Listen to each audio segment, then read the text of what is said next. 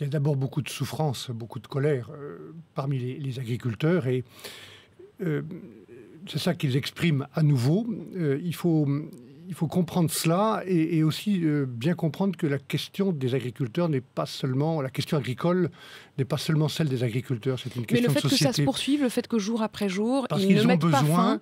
Parce qu'ils ont besoin d'assurance dans le moyen et le long terme. Le gouvernement et de ce point de vue-là, vous trouvez qu'il n'y a pas une réponse? Le gouvernement a répondu utilement, par des mesures d'urgence. On avait, avec Bruno Le Maire, déjà pris des mesures comme ça dans la précédente crise du lait en 2010, donc des allègements de charges fiscales, sociales, les dettes.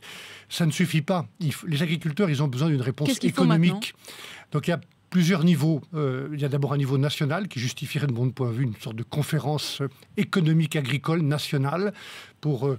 traiter d'une manière durable la question des relations entre les distributeurs, la grande distribution, les industriels et les producteurs, qu'on fasse cesser certaines pratiques abusives dans la grande distribution contre les paysans ou contre les producteurs. Qu'on prenne le temps de cette réflexion. Qu'on prenne le temps et qu'on s'assure, peut-être de manière parfois contraignante, que les accords sont bien respectés sur les prix, puisque c'est ça dont on a besoin. Pour l'instant, on a l'impression d'un peu des vœux pieux sur les prix. On a l'impression de discours, de promesses, d'engagement et ensuite d'un manque de suivi. Et vous voudriez que ce soit gravé dans le marbre en quelque sorte? Il y a aussi une question qui concerne la France seulement, c'est le matraquage fiscal et réglementaire.